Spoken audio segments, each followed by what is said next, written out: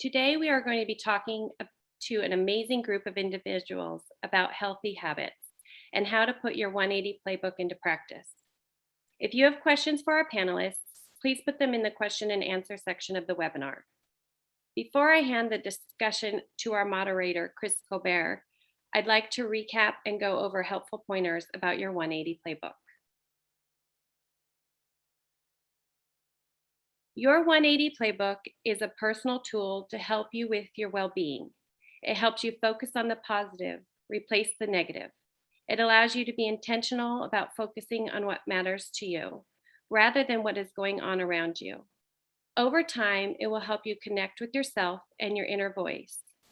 This will allow you to be present and to present your best self to others and connect with those around you.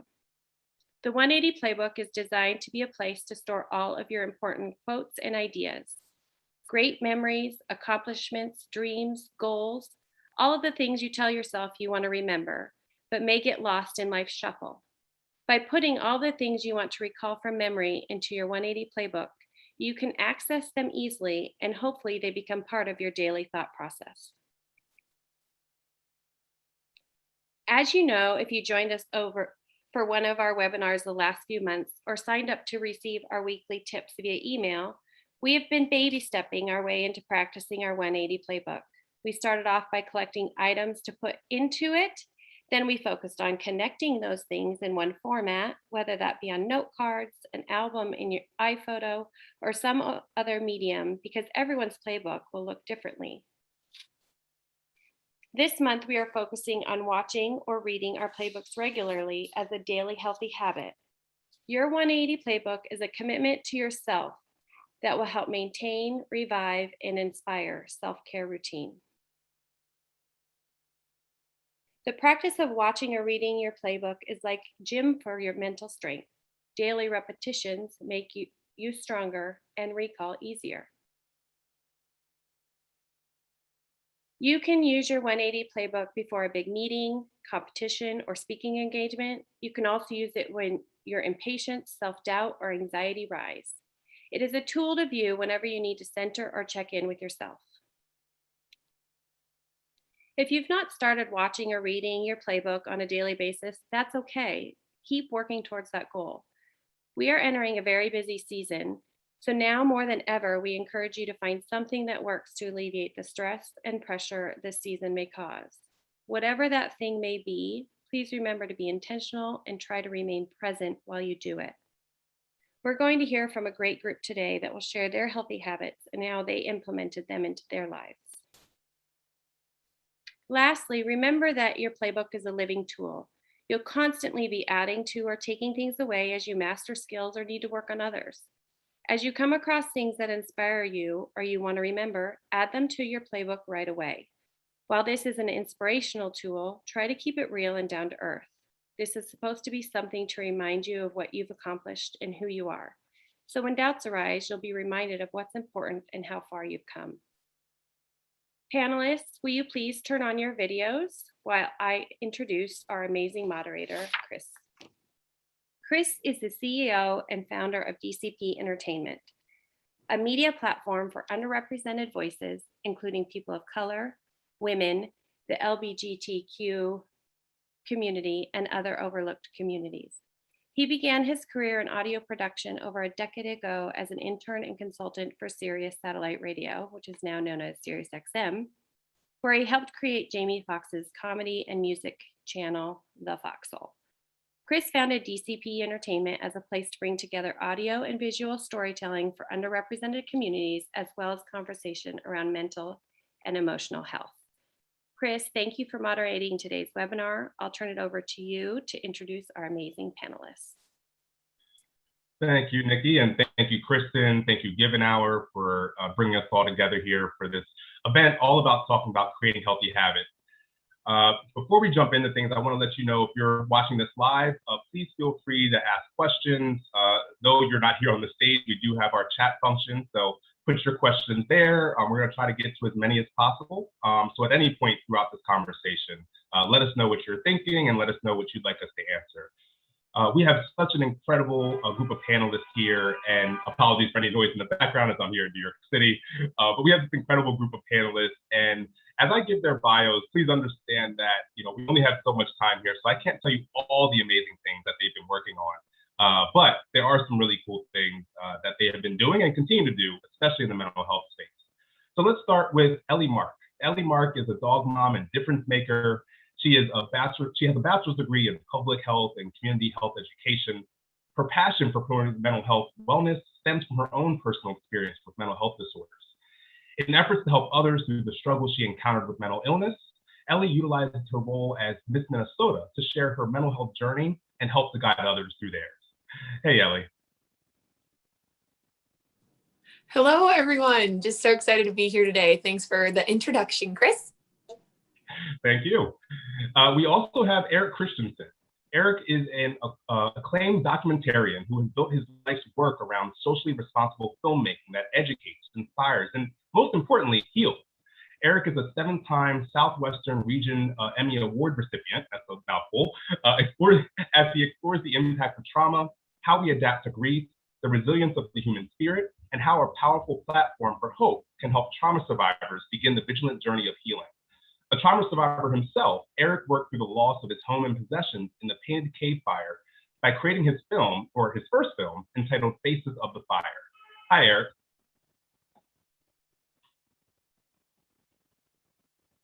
There I go. Hey, Chris, thank you so much. I'm honored to be here, and I just really hope just something somebody says on this panel helps one person and instigates some healing. So we're ready to go. I'm sure it will with people like you on this panel. We also have Rachel Mariotti. Rachel started her career as a coach working in the fitness industry. She quit her New York City advertising job and switched to personal training and group fitness. She became a top trainer, receiving the Fusion Award for being the most prolific in personal training and group fitness. But Rachel also has her master's degree in psychology with a focus in mental health counseling. After finishing her graduate degree, she worked at a psychoanalytic clinic to begin her therapy practice while also continuing private training. Thank you for being here, Rachel.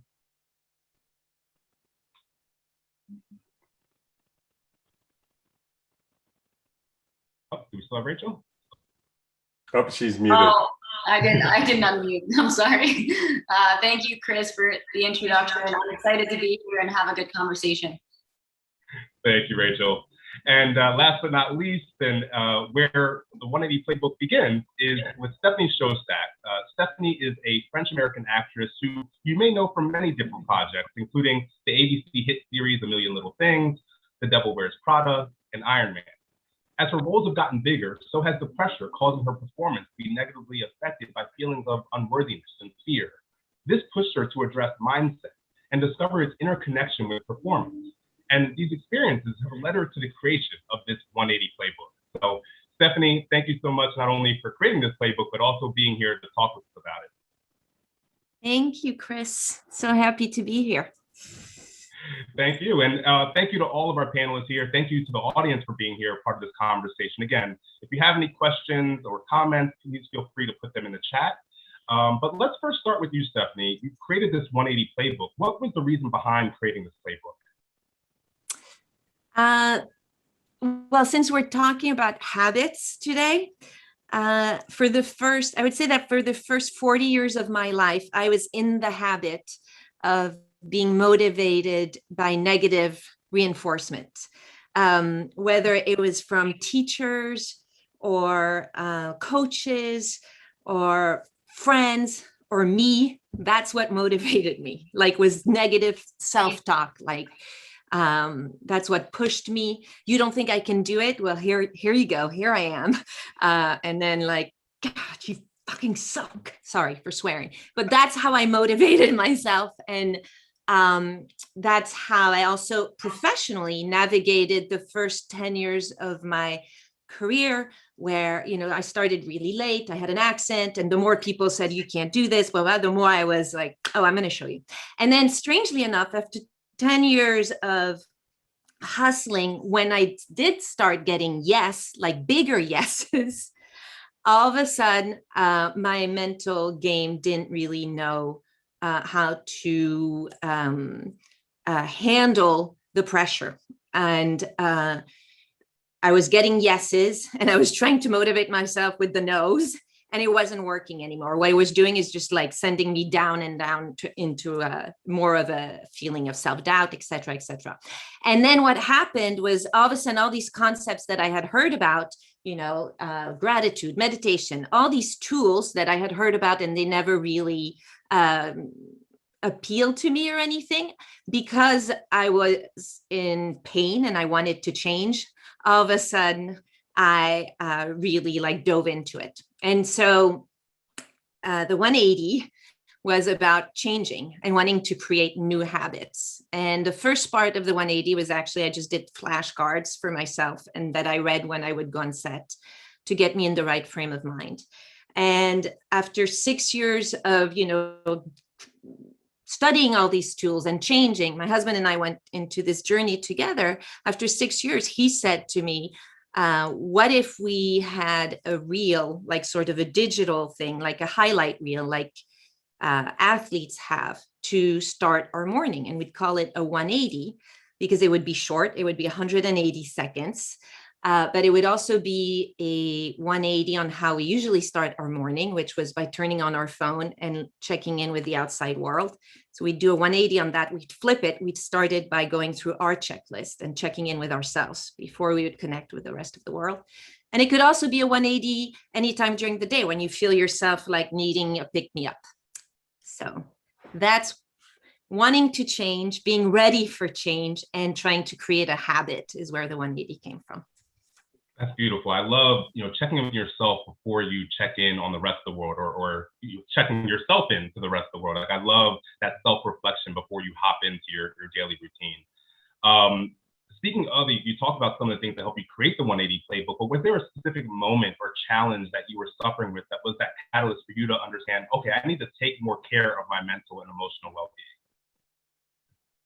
Yes, it was that first, this big movie, and I was finding myself spiraling, not being able to perform at the level I wanted to because my own thoughts were getting in my own way. And all of a sudden, I wasn't free to perform. I wasn't finding the joy. I was worried about what other people thought. I was playing it safe. I wasn't enjoying myself. And this is my passion. This is what I love to do. So for me, it came from a professional feeling of not being able to do it the way I knew I could do it, and not being able to show up and bring my best self to the job. Oh, that makes complete sense. And Ellie, you're somebody who has literally gone to school for psychology and things around mental health. Was there a catalyst for change for you to either want to be interested in psychology and helping people with mental health, and for yourself that you were more cognizant of the things that you need to do for your own personal well-being? Was there just like something that impacted you to want to do that work? Oh, absolutely. And I have to say, it wasn't something that I had recognized in myself. It was something that my family started to see a change in me and called me out on it. I went off to college back in the day, and I went through a sort of what I thought at the time was just an identity crisis of what am I going to do with my life, et cetera, et cetera. But what was really happening was I was in a mental health crisis, and I was spiraling quicker than I could even recognize within myself. And it was my family who said, we're seeing these now I would call signs of suffering within you. And what is there that we can change to make an impact or make a difference in your life for the better? And fortunately, now I can look back and say, yeah, that was when I first started showing those signs of depression and anxiety. And when I was finally diagnosed with both depression and anxiety and other little things like ADD tendencies, right, that started to give me more of that answer. And what really caused me to go beyond recognizing that there was a problem and wanting to create actual change was noticing that there were things that I could do that would improve or alleviate some of those symptoms I was experiencing. A lot of times when we think about mental health and emotional well-being, we don't think about, taking care of it the same way we take care of our bodies. We shower, we brush our teeth, we go to the doctor, we get our shots, right? but we don't think about that with mental health and emotional well-being. And I realized in pursuing public health and studying more about mental health that there were things I could do. And that's really when I started to develop these different habits like the ones we're talking about today. And may I ask, was it hard to, because I think it's important to be open to the perceptions of others and the ones that are close to you, so you don't want to just be listening to all outside noise, but the people who know you best, it can be good to be open to hearing their critiques of maybe how you changed or how things might be different with you. How difficult was that to hear that critique from outside people? It was almost harder to hear it from the people I love than it was to experience it myself, because a lot of times when you're feeling down, you spiral into yourself. But then when you realize that your actions or the way you're feeling and what you're experiencing is affecting other people, that can be really difficult. So it was really difficult at first, but fortunately, everyone who did talk to me, whether it was my mom or a sibling or even just a close friend, came to me and said, I'm doing this because I care about you. And I'm saying this because I want what's best for you. And the way they approached it was, in my mind, perfect. It really helped me to overcome some of those things. And I know those conversations can be difficult, especially if you're the person approaching someone else, but I just encourage you to lay your motives out right away. And when you're having that conversation, saying, here's my motive why. It's because I care about you and I love you and I want what's best for you. And I mean, that was a huge game changer for me as well. So I'm glad that you asked that question. No, thank you. And Eric, I mentioned in your bio how you've had some of that physical trauma of losing a home, where I say physical, but like a tangible trauma in losing your home and your belongings and all these memories. But you've also been through a lot of other trauma and things that you've overcome. Can you speak to your journey and what has led you to want to create change in your life around mental and emotional well-being? Well, thanks, Chris. Yeah, over 31 years ago, speaking about that fire, I lost my home in the Painted Cave Fire in Santa Barbara with 425 other families and individuals. And at the time, I was a very successful editor, video and television, and I was doing lots of commercials and and things like that. But I was spiritually bankrupt. I was using a lot of drugs and alcohol, and it just wasn't working. And so that fire came along and took all my things, my physical things in this world, and all my films I had made since I was 8 years old, and it took me 7 months to figure out really what the fire meant to me. And it was a chance to really clean my slate and start again. And so I took that opportunity, and the woman that's my wife now actually just gave me this guy's card, said if you're doing what you're doing, maybe you should go see this guy, because he seems to be living a clean and sober life. And so I took that and I went and found another group. I found a group of men and women just like me in recovery. Since that day, I've been, basically doing my 180 playbook every day. My sobriety is based on my spiritual fitness on a daily basis. And it's actually and but that's why I'm here and speaking about this is because my sobriety, and then my work comes after that. But my work is on my sobriety and my health and my mindset, and it's my playbook is something I take very seriously every day in order to have my daily reprieve from my obsession with drugs and alcohol, be able to do my work and live my life. Thank you for sharing that, Eric. And I think you bring up a great point in terms of community. It's something we kind of touched on a little bit before with Ellie and talking about family community, but also that outside community of people who may be struggling with some of the same things you are. And we'll get back to that a little bit later. But Rachel, you're similar to Ellie as well, are somebody who has this background in mental health, but also in physical health. And we'll talk about the intersection between physical and mental health a little bit later. But to you and your own personal journey, what led you to want to take better care of your personal, mental, and emotional well-being? And then also, what then decided to make you want to help others with that same journey?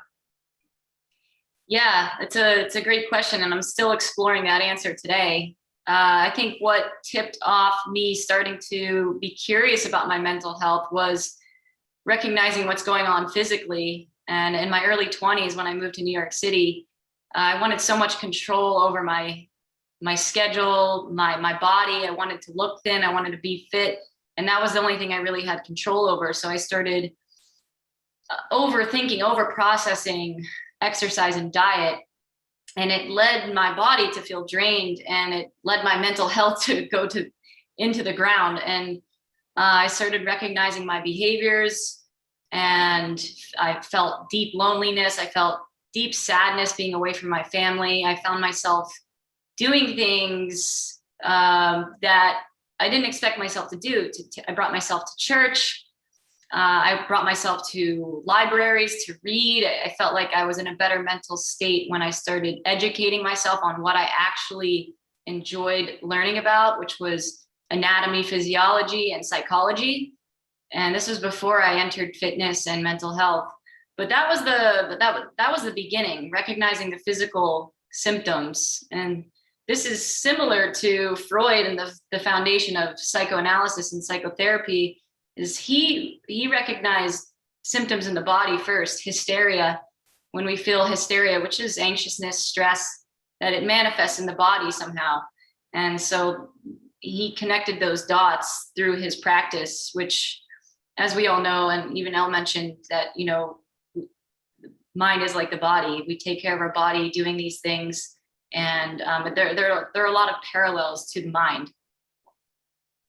Yeah, I go to an acupuncturist every Friday, and literally this past Friday, they told me, because I had another injury. I pulled my hamstring a few weeks ago. I pulled a quad. I tore an Achilles some years back, and they actually told me that all these injuries I'm having are on the same channel, and so all of it's coming from the stress and anxiety that I've taken on. And so literally, I'm having these physical ailments because emotionally I am not fully where I need to be. So it's a constant work in progress. But to your point, it's connected. Our mental and physical health are all connected.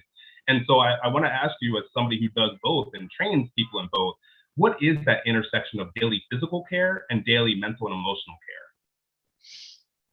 The intersection of both is hands down the breath. If we are able to manage our breath and breathe deeper, we will be able to process our thoughts better. We will be able to get more in tune with our mind and muscle connection. And I can't tell you how many times I actually say the word breathe every day to my clients, and even to my mental health clients. When they're talking about something, the breath starts to come up here. I say, take a deep breath. It resets the mind. It takes a few seconds, but we forget to do that. And you mentioned that you have hamstring soreness, tightness. The body is an indicator of where our stress is held. There's a book by Bessel van der Kolk called The Body Keeps the Score. And it's about trauma. Everything is trauma. Anything that we emotionally register is trauma. So our stress stays in the body. And I notice with clients, personal training clients, as they're going through more stress in their lives. I have a client that's going through business school right now, and she's a lawyer. And when business school ramped up, her injuries and aches and pains also went up in her neck and her low back. And I've been training her for a few years. So these are some data points that I recognize with the brain-body connection. I think it's great to point out those examples. So those, listening out here in the audience, whether you're listening live or recording, maybe you can look at some of your personal ailments, these physical ailments, and realize that, okay, maybe this is tied to something else. So thank you, Rachel. Stephanie, we've talked before about routines and this whole conversation is about developing these healthy habits. But you're someone who doesn't necessarily like to have routines. How difficult was it for you to be able to develop these personal routines around mental and emotional health when you don't necessarily like having a routine in the other aspects of your life? I don't like routines. It's true. If somebody tells me you have to do this, or I don't know, I just go against it.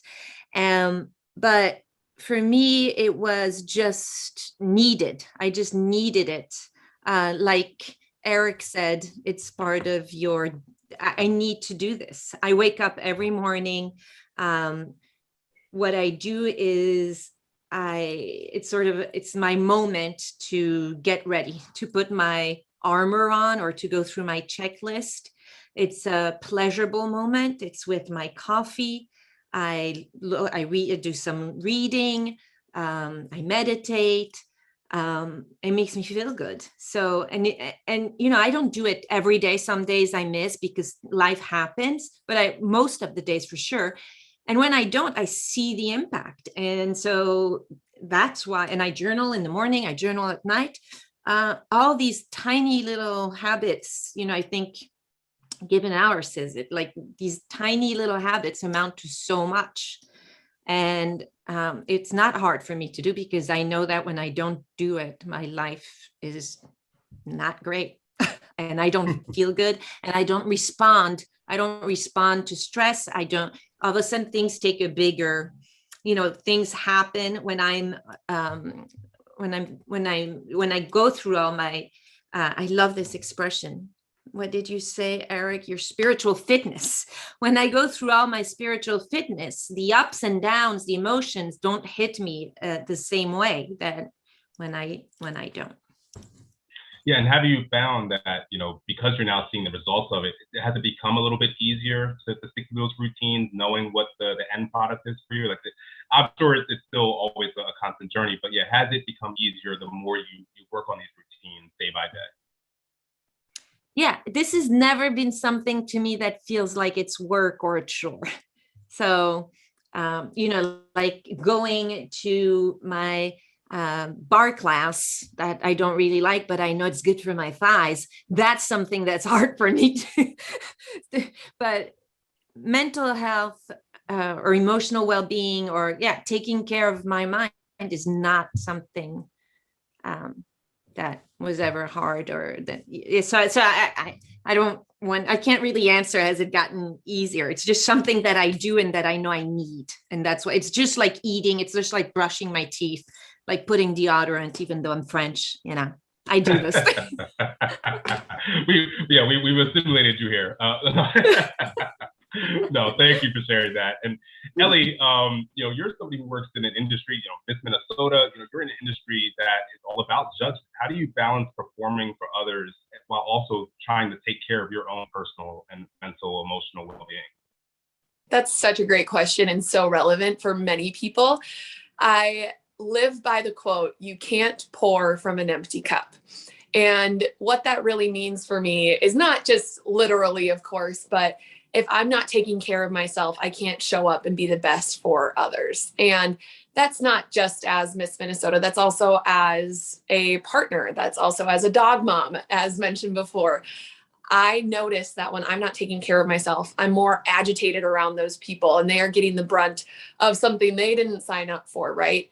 And to touch on some of these habits, they're incredibly important to fill my cup. And I've just, over time, it may have started out as a chore, but it's become something kind of like Stephanie said, that it's just vital for me to be my best self and give my best self to others.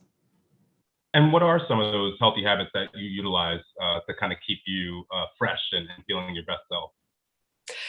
I'm glad you asked. Opposite of Stephanie, I love schedule. I love checklists. I love everything along those lines. And I sit down Sunday every week and plan out my week and plan out what's important in each day. Maybe it's planning which day I'm going to exercise or which days I'm going to exercise, or even just planning ahead about when I'm going to shower and things like that. Having that set checklist is important, but it's also important that I recognize I may not get to everything on my list. And that has been a huge part of this learning curve in developing these habits, right? I may say, okay, I'm going to take that time on Wednesday morning to sit down and practice some mindfulness, whether that's with an app or something. And life happens. Maybe it's my dog is like, hey, we really need to play fetch right now and is throwing a ball at me, because that actually happens while I'm drinking coffee. He's chucking things at me. And that just gets messed up. And at first, being the type A person that I can be, I would let that really get to me. And I feel really bad for not crossing something off my list or practicing one of these habits. But I have found ways over time that I realize it's okay if I don't get to everything on my list. And even if I planned for 20 minutes of doing something and I only got 3, that's better than none. And so, yeah, keeping those lists and planning out ahead is one of the best ways that I practice some of those different healthy habits from either the campaign to change direction or through other things. Yeah, and I think I'm like you. I live on my routines. I live on my calendar. If it's not on there, nothing gets done. Well, not that nothing gets done. I just forget about it because I have so much going on. And I'm sure a lot of you have that same issue. I also struggle sometimes with having that completion mindset, as I like to call it, where I feel like once I start something, I have to finish it before I can move on to something. Like even watching a movie, I have to watch it from beginning to end, whether I like the movie or not. So I'm trying myself to overcome that because that can sometimes stop me from doing the things that are best for me and getting rid of things that maybe aren't the best for me. So even think about that in yourself as you're kind of analyzing your own routines. What's working for you, what's not working for you. And just because you started something doesn't mean you have to finish it. I know a lot of us were taught that you finish the things that you begin. Not everything needs to be finished.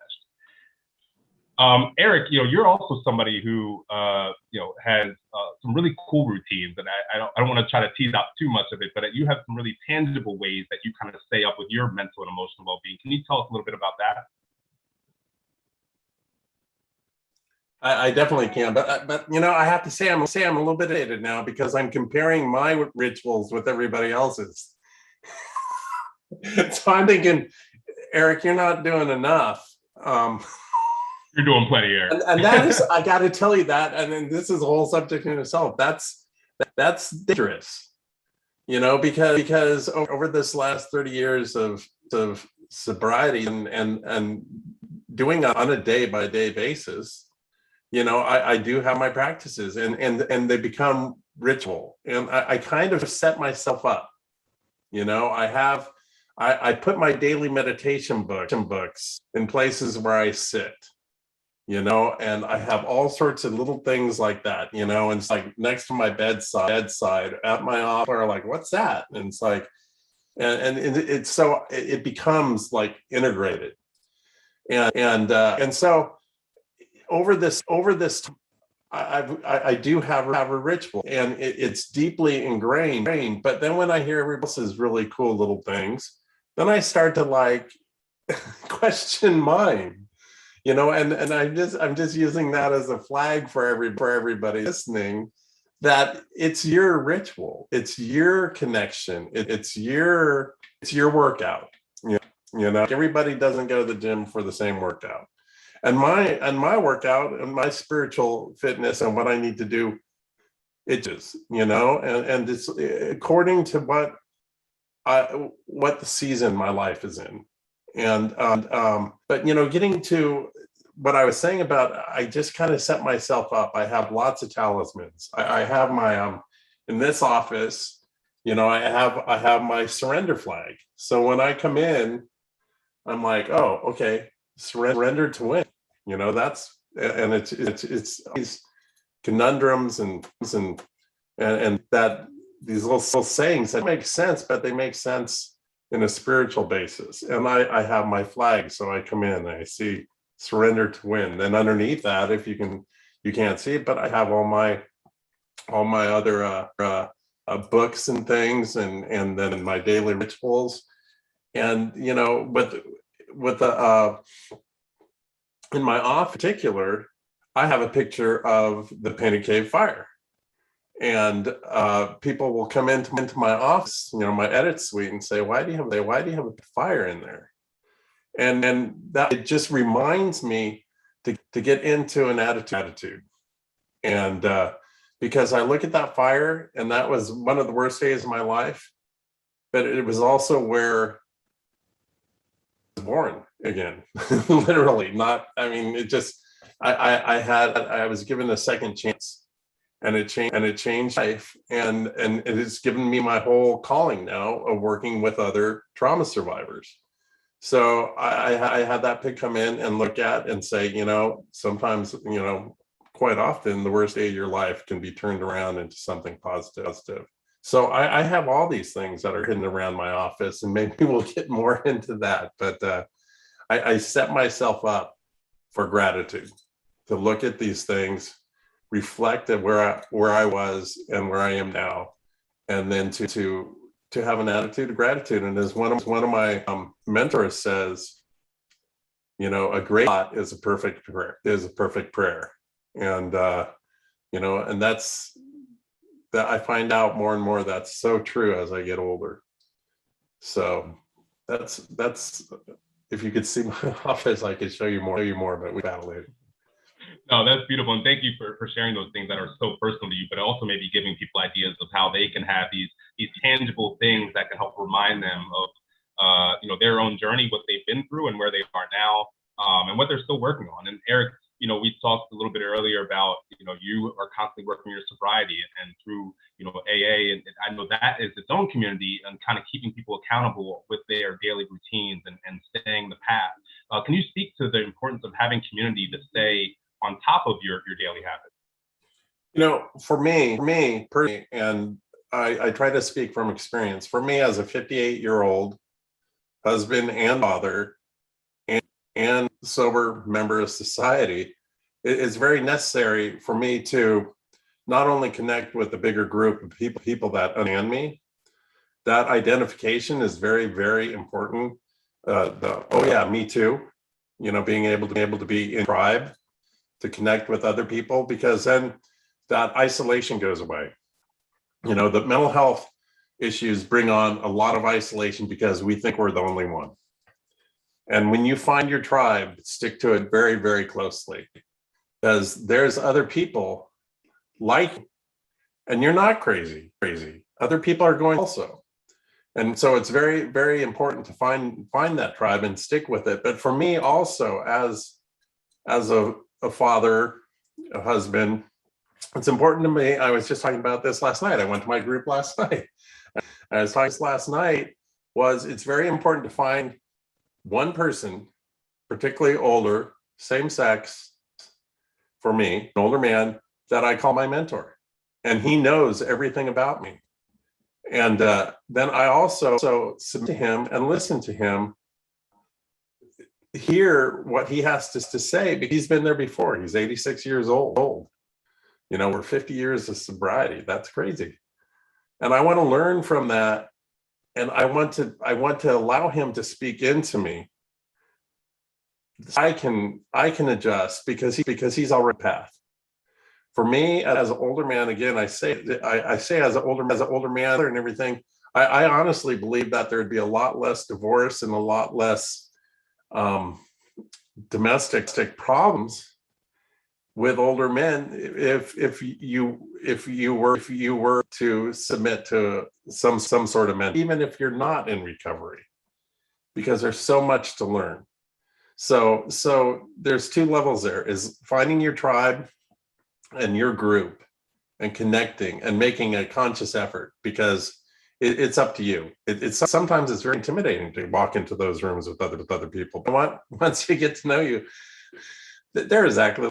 Then the second level is finding somebody that has what you want. You know, that is has that walk and saying, hey, could you go to coffee or go to breakfast with me? You know, and then open up that relationship where you can let them speak into you. And that's a very important thing. How I say that is speak into you. You allow them to speak to you a certain way that other people normally wouldn't. And then that's very important to me, and for my and keeping me not only sober, but keeping sane and a good husband and a good dad, because, you know, there's other people that have taken this path before, and it's easy, you know, it's difficult. They say it's very simple, but it's not easy to ask for help.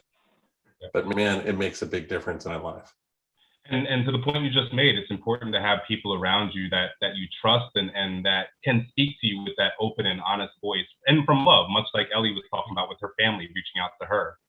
You know, Rachel, you know, you're somebody who, as we're talking about, you know, these communities, and we'll get back to your specific things that you do for your daily routine in a second. But I want to first start with, you know, you're somebody who is actually helping create these communities for people by, you know, doing this mental health coaching and fitness coaching. How do you then protect yourself when you're helping others to work on their routine? You know, how do you keep yourself from being too empathetic and taking on their struggles onto yourself? Well, I'm no different than you are, Chris, and the rest of the group. When you talk to somebody and you listen to their story, you feel what they're going through, and then you go to the next thing. It's a shift. It's a mental shift. And sometimes you take it with you, sometimes you don't. But as a professional, you learn that you're here to listen and not be a fixer, not take care of people. You're here to listen. And it's a mental shift. So it's not too difficult for me. There are certain conversations that are difficult, and you feel, and we're human. But knowing that there's a framework and there are boundaries, it's not too difficult. Okay, and yeah, for your own personal well-being, what do you do on that as part of your daily routine? Well, I realize talking through this conversation that to get to the point that we're at today, to be mindfully talking about our mental health and talking about our habits, it's a luxury to be in this position. And I think it's important to remember that the way we got here and the hardship that we went through played a role into us getting here today. In our 20s, when we're hustling, when we're being extreme about things, I think those experiences get us to this point. So if you are in your 20s listening to this, or even if you are older and you're focused on the past, it's really about noticing that everything is chaos, and some of the habits and mindsets that you have that you're getting deep into that aren't really self-rewarding can yield positive results down the road. Everything usually we get into a place that isn't sustainable, and it just takes time. You know, Stephanie talked about 10 years of negative self-talk, and then all of a sudden, I'm done with this. I want to start practicing meditation. There's a tipping point for everybody, and I think it's good to recognize that the chaos and the extreme thinking, the negative self-talk wears out. And so for some people, it wears out faster. I'm in the business of let's work through that so it doesn't last as long and we can be more resilient quicker and be proactive about it. So I think awareness is my habit. Awareness and curiosity every day. I know I'm still getting into negative habits. I'm trying to be aware of them, the phone especially, and being okay that that good and bad can happen at the same time. I think awareness is key for every age group. And mental health is absolutely a luxury to be able to practice journaling and meditation. Some people don't even have a thought to do this because they are in survival mode.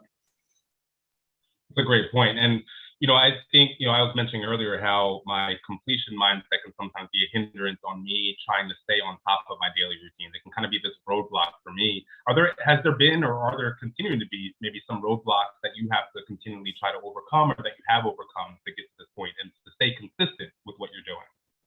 Yeah, there are roadblocks every day. Every time I'm on my phone and slip into a comparison mindset, I have to pull myself out of it.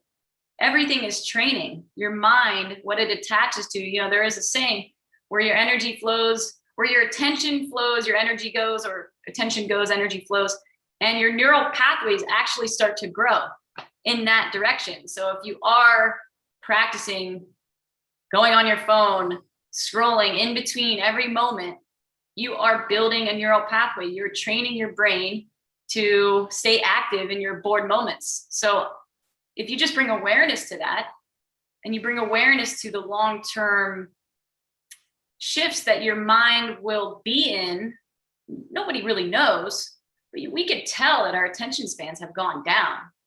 And with our attention spans going down, our ability to focus, especially focus on internal, goes down. So you asked me, how can I shift from listening to a client talk about their lives, feeling that empathy, to shifting back to myself? That's a mental shift. That's a strength training move. Can you focus and move your focus back to your internal? The breath helps you get there, but that is a skill, and it does require discipline. And if you can't do it on your own, go with what Eric is saying, build a tribe, get people in your circle that can hold you accountable. hire a coach. Sometimes you need to spend money to get your act together. And look at the fitness industry. It's a multi-billion-dollar industry. And yeah, both you and Eric, hit on that point of, that comparison mindset that can be really detrimental to trying to take care of your own personal well-being. I think it is really important to draw attention to that we shouldn't qualify our own experiences or qualify our own success or the journey that we're on to anybody else. It's good to still look at how others are taking care of themselves, but don't allow that to be the way that you're judging yourself in your own personal journey. And Stephanie, I apologize, I can't remember if I had actually asked your specific, daily routines, but if you haven't mentioned it yet, can you mention some of the routines that you have, and again, any roadblocks that you face that can be helpful for others who are going through their journey? Yeah, and I love it. I love all of us saying the same thing. We're all different. We're all different things work for different people, and I think it's important to just explore things, see what works for you. And Rachel, when you said we practice being distracted, we practice comparing. So this is what the 180 is all about. All the times where you come across something that speaks to you, like today, you're listening to a webinar and you're like, oh, I love this. And you write it down. And then what? Where's it going to go? But imagine if every morning you would start all these great things from teachers that we have all around us, whether it's a book, whether it's a speaker, your mentor. If we start the day just reminding ourselves of these things, doing the repetition, then we can, we're practicing it and we become stronger at it, and it becomes part of our thought process. And what I do that has helped me really a lot, which I didn't like. I love, Rachel, when you said it's a luxury to know these things. Gratitude was something that I had heard over and over again. And I was like, yeah, I'm thankful. And I was, thankful, but understanding and starting my day and ending my day with, thoughts, 3 things, and writing them down. A gratitude journal has helped me a lot. And it's proven to actually scientifically that it makes you more compassionate and generous and more honest. And I read a page of a book called The Daily Stoic every morning, which is, it takes 15 seconds, and there's the actual quote, and then there's an interpretation sort of in more modern language. And it's great because it sets an intention for the day. It's like, oh yeah, I'm going to do that today. Again, because I'm not a habit person and I don't like routines, even though I do that every day, it's a different thought every day. So that's cool for me. And I meditate also every day. And I try to sleep a lot, 8 or 9 hours. It's a huge thing for me. And having a balanced diet. So like eating healthy, but also letting me eat whatever I want, because I don't like banning anything. So that's it. I like that. And before I ask the next question, just the audience, we only have about 9-10 more minutes left. If you have any questions, please drop them in now so we can try to get to them before we wrap things up here. But Stephanie, back to you. I just would assume that being an actor, and I work in media as well, we have these ever-changing schedules. And I know it's not just not our industry, but many people have these schedules where it can sometimes be hard to stick to a routine. How do you try to work around your ever-changing schedule to stay on top of your own routine for your personal care?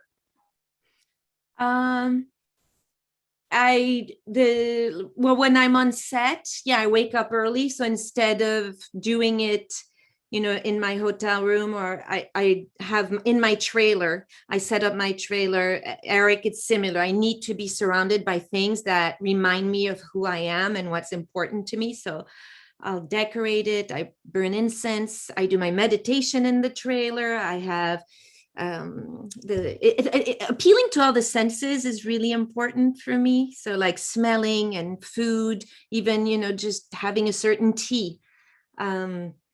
But so, bringing home, and I don't mean home in the sense of actual home. So I'll have pictures of my kids and my husband, but also home here, bringing home to wherever you are, helps with keeping up with the routine.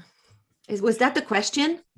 Oh yeah, no, that was perfect. Yeah. And I love but I do love the schedule, not, not knowing what tomorrow's going to be like. I know, and that's part of why I work in this industry. I don't want to work in a cubicle. No offense to anybody who works in a cubicle, but no, I think it's important to, like you were just saying, make these spaces that you're in feel like home, and home doesn't just mean a physical space. I'm sorry. And I'll just add one thing, also finding your community. Like, so when I go away, it's really nice. The show that I'm on, not as regular anymore, but one of the actresses, Christina Moses, we opening up to people and telling what you're doing. So we both meditate. So during lunch break, sometimes we didn't get to do it in the morning, and it was like, you want to do a medi? And we'd meditate together. And so again, finding your tribe, and it just connects you. For me, life is really about being able to be authentic.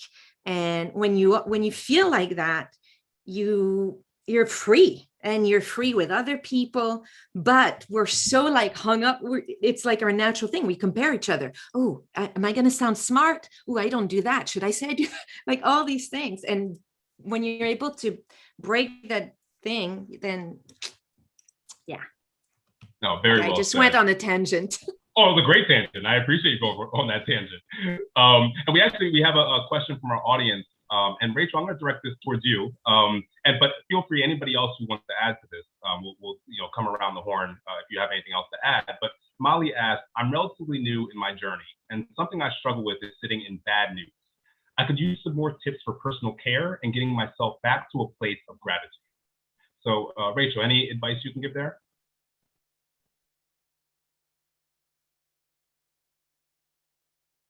Oh, sorry, Rachel, you're still on mute, so you're going to have to start over. So embarrassing. It's a great question. I think we get bombarded with bad news. We have headlines all over the place with trigger words that bring an emotional response. And if we are aware of how much time we spend on something, where our attention goes, our energy flows, we can discipline ourselves to shift out of that. So if, Molly, when you are in bad news, recognize it and ask yourself, do I want to continue reading this? If the answer is yes, then hold yourself accountable. If you're not sure and you continue reading, then tell yourself, I'm not holding myself accountable. I'm not going and shifting into another article or another mindset. Or going back to what Eric said, I loved that you said this, Eric, put things in proximity, put good news, good words around, put it on a Post-it note. I have clients all the time, write something down. It can be any kind of word or mantra or phrase or something, even something funny, or it could be a swear word, it doesn't matter. Something that brings a positive response, have it around, have it proximal, try to multiply that more than your negative bad news. And put your attention on. It's just a matter of discipline. Can you discipline yourself to shift your focus? I'll also add to that another piece of advice that may be helpful for you, especially if it's bad news that is affecting you personally, it's bad news around something in your personal life, is that, especially if you've been through other trauma or been through other tough experiences, it can sometimes, at least for me, it's been good to be able to fall back on, oh, wow, I've been through worse and I made it out on the other side. I was once jumped by, 6 people and half of my face is actually titanium. I could have lost the eyesight in my right eye, and yet I'm still here to talk about it. And most people have no idea half of my face is titanium. And so when I face struggles, I look back and see, oh my gosh, I've been through so much and I'm still here, I'm still healthy. And so I'm gonna make it through this particular situation as well. So even comparing it to some of your past experiences can be helpful. I love that. Yeah. I would have never noticed, by the way. Oh, thank you. Anybody else here want to add to that? Yeah, I think one of the things we're talking about too is in developing these habits, it's not linear. It's not like one day you decide I'm going to choose to be more grateful and then whoop, you're grateful every day and everything is it. You do have to recognize that there are going to be the struggles and things that are going to try to take you away from your vision and your goals and what you want to accomplish. And so I love what you just said, Chris, because I was going to say the same thing too, is not saying, oh, I'm going to, ignore that or something like that.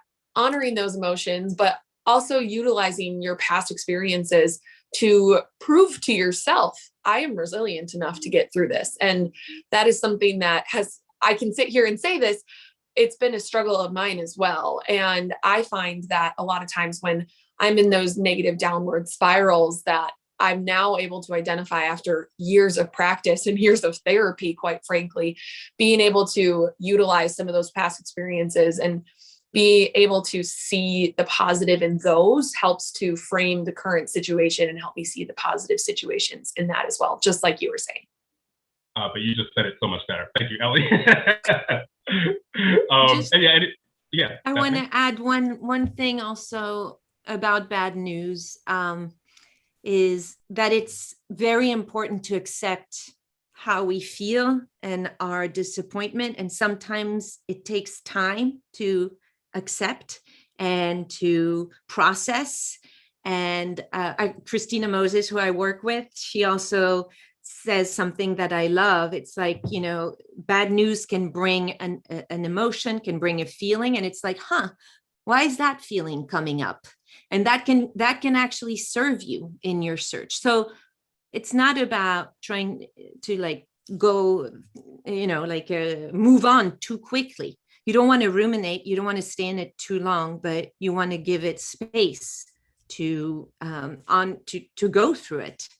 And then you also have to be like, okay, now, why am I grateful? Because I love the question. You said, how do I go back to a place of gratefulness? What has this event brought me? And some really bad events will bring you things, a chance to reflect, a chance to, I know now I have this health condition, all these, you can find some, and then you design a plan of action. Okay, what's the first step I can do? And who can I connect with? Who's going to, that I can trust and who supports my growth? To me, is that plan of action and connect with somebody to help you move forward. That's perfect. Thank you, Stephanie. And we only have a little bit of like a minute left here. So as we wrap up, well, first of all, Molly, thank you so much for that question. Beautifully put question. And I think one that everybody was able to take something away from. But before we wrap up here, I just want to give it to everybody for just a few more seconds to voice any other advice that you'd like to be able to give, especially around creating these healthy habits and you know, anything that might be beneficial for our audience here. And Stephanie, I'll start with you. Oh, Stephanie, you're on mute. But it's funny watching you like a mime. That was kind of fun. Well, there was this question that popped on my screen, and so I didn't hear what you said. Can you repeat that? I was just saying, is there any just additional advice that can be helpful that you want to make sure that you impart on people as we wrap up here and creating their own healthy habits? Do the work. It's not easy, and I think setting, like Ellie said, setting maybe objective, be intentional about it. And set this, my husband has this thing, 10 daily rituals. So that are in your control. And if you can hit 5 of them, great. I like that. Well, since you mentioned Ellie, how about you? Any last piece of advice? Oh gosh, I could talk for a long time about this. I'm not going to lie, but I'll keep it short and sweet. You know, a huge part of this journey for me, as I touched on at the beginning, was that I needed the support from others. And I needed others to be able to check in with, to engage with, to continue on this journey with. And so I encourage each and every one of you to, whether it's finding just one person, or if you want to just follow others like all the people on this panel on social media, and being able to create that community to encourage you to keep going when those times do get tough. And so whether that's someone that you know personally, someone that you can share this webinar with, or connecting with someone that you related to personally on this webinar today over social media, I just encourage you to lean into those connections and create that community for yourself. Thank you, Ellie. Eric, how about you? Anything to close us out on? You know, this has been a great hour. It just, one thing, and it kind of goes back to what Molly was talking about, is, we're constantly dealing with two parts of us. Our emotional being, which is really our core and our true self, and our emotional state. And this is just my nomenclature. And that emotional state is what occurs when you watch the news. For people, when you get bad news, but your emotion is something, when it's like what Rachel said, it's when you breathe and you have a second, get connected, and it's like it's like, oh, and my mentor says the time is now. And I'm like, what does that mean? And he teaches me that it's the space that we're in right. We're all okay right now. We're in our space. I think it was Rachel. Just the fact that we're here talking about our mental health and our emotional, we're growing. But what I'm saying is emotional being in our state right now, we're very aware and we're okay.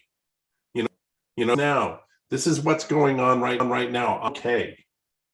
And that's really important to remember. And and here's a great little thing, and I'll leave everybody with this. Just remember to get grounded. Take your shoes off and go stand on the grass. And if you go to the beach, please don't wear your shoes on the beach, even if it's cold, because the higher power that's created this grounding effect for us, and it's just like breathing. And you take your shoes off, and you all of a sudden you ground yourself, and you can ground yourself in your backyard right now. And you can all of a sudden notice there's two different parts of you. There's this crazy part of you that's being affected by all the news, by the bad news. Then there's your emotional, and it's like usually we're pretty okay. So that's what I have to say. So thank you, everybody. Thank you, Eric, and I'll stop wearing my shoes on the beach. Rachel, for our final word and final piece of advice here, can you close us out? And unmute first. Thank you. I think, putting the habits aside, it's not easy to build habits. It's extremely difficult to do that with adults. I would say my advice is to try to accept who you are today. It's not easy. We carry around so much baggage. Can you just put that to the side and be like, I'm okay with who I am today? And so that, and have a sense of humor. Carry a sense of humor with you. Life is too short to be carrying around baggage and feeling heavy all the time. Try to make light of the situation, have a sense of humor. And if you don't have one, find people that have a sense of humor to make you laugh a little, because it reminds you how to be present and to connect. So those are the two things. Perfect. Well, thank you, Rachel. Thank you, Ellie, Eric, Stephanie, Givenhour, Nikki, and Kristen. And thank you, the audience here on Zoom as well as on YouTube.